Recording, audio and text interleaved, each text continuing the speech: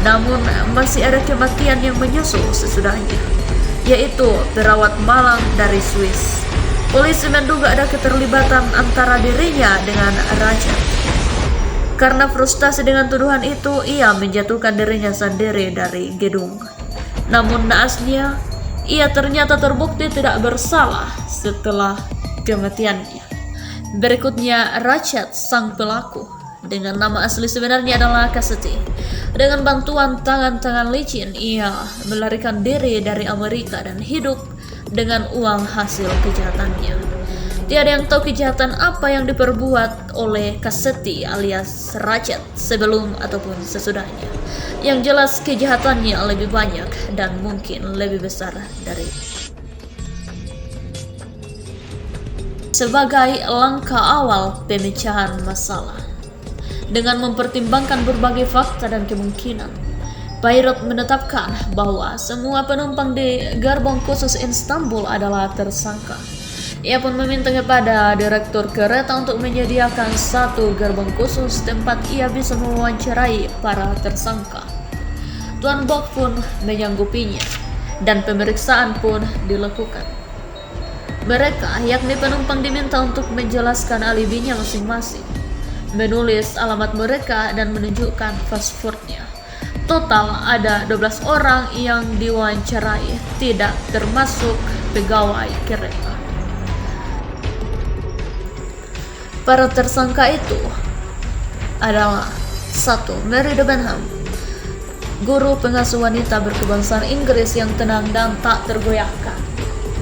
Yang kedua adalah Colonel Arburnett, bahasa Prancisnya terbatas tapi pembelaan lisannya di muka detektif Belgia itu sangat lancar dan meyakinkan. Yang ketiga adalah Hector McQueen, sekretaris korban yang dapat berbicara dalam berbagai bahasa. Yang keempat adalah Antonio Foscarelli. Banyak keterangan yang berguna keluar begitu saja dari mulut orang Italia yang berkulit kehitam-hitaman dan yang berbicara seperti orang yang sedang mengancam ini, bagikan darah yang memancar deras dari tubuh si korban. Yang kelima adalah Edward Henry Masterman, pelayan pria yang kurus, rapi dan bersifat tertutup. Wajahnya yang dingin dan angkuh mencerminkan wajah pelayan Inggris yang terlatih baik. Selanjutnya ada Cyrus Hartman, seorang pedagang keliling Amerika yang mengetahui lebih banyak dari apa yang dikatakannya dan yang mengatakan lebih banyak dari apa yang diketahuinya. Selanjutnya ada Putri Dragomindrov, seorang great maid Rusia yang perhiasan dan permatanya sedemikian besarnya. Lalu ada Greta Olsen, juru rawat terlatih dari Swedia yang berwajah seperti domba. Lalu Nyonya Hubbard, simbol seorang ibu Amerika yang ideal, tak pernah berhenti berbicara, tapi tindakan-tindakannya lebih banyak berbicara daripada kata-katanya.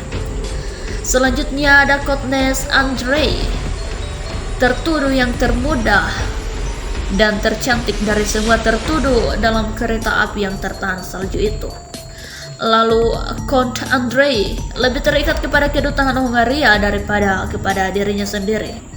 Dan yang terakhir adalah Hildegard Esmedt, pelayan wanita Princess Dragomindrov yang berkebangsaan Jerman.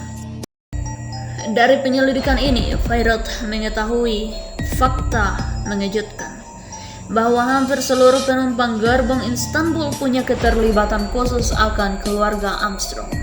Contohnya saja adalah Kotnes Andrei, tertuduh yang tercantik, adalah adik kandung dari Sonia Armstrong. Dan Mary Debenham adalah guru privatnya saat itu, dan masih banyak lagi. Apakah keterlibatan para penumpang itu hanyalah kebetulan semata atau memang semuanya berhubungan?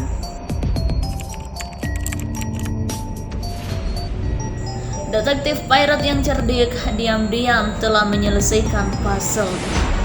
Atas penyelidikan yang ia lakukan, mengumpulkan fakta-fakta satu demi satu, ia berhasil menarik kesimpulan.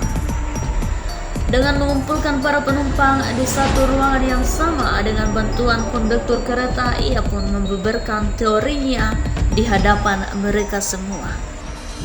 Ia menjelaskan semua keterlibatan penumpang kereta terhadap kejadian di Amerika. termasuk fakta bahwa Nyonya Hubbard yang humoris dan banyak berbicara ternyata hanyalah akting belaka. Akting sulit yang hanya bisa dilakukan oleh artis terkenal Linda Arden. Ya, Nyonya Hubbard adalah Linda Arden yang sangat berperan penting dalam peristiwa naas itu.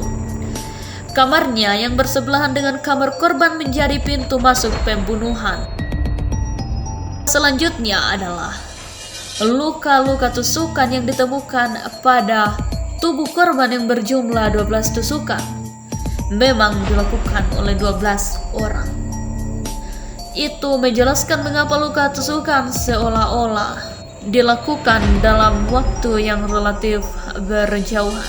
Terbukti dari adanya luka-luka yang tidak berdarah menurut keterangan sang dokter, yang menjelaskan bahwa selang waktunya pun tak menentu, dan orangnya sudah mati saat tusukan-tusukan itu dibuat.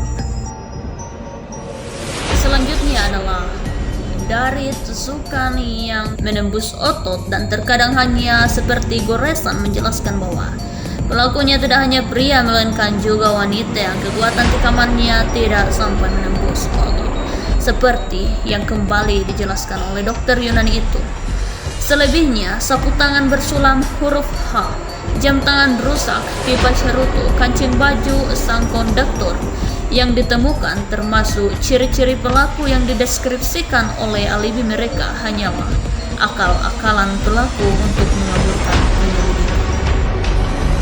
Akhirnya Poirot pun mengatakan bahwa semua orang-orang yang terkumpul dalam ruangan itu adalah para pelaku pembunuhan, kecuali satu orang yang seharusnya lebih mempunyai motif untuk melakukannya, yakni Agnes Andrei, adik dari mendiang Sonia Armstrong yang masa kecilnya hingga berubah menjadi kesuraman karena kejadian yang menimpa keluarganya.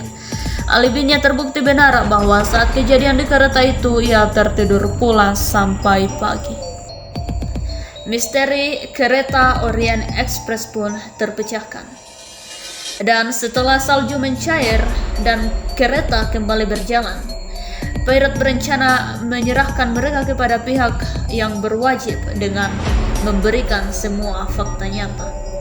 Tiada perlawanan seorang dari mereka, seolah-olah mereka ikhlas atas semuanya. Seolah-olah itu memang kemenangan besar karena telah berhasil membunuh penjahat kelas dunia yang tidak tersentuh oleh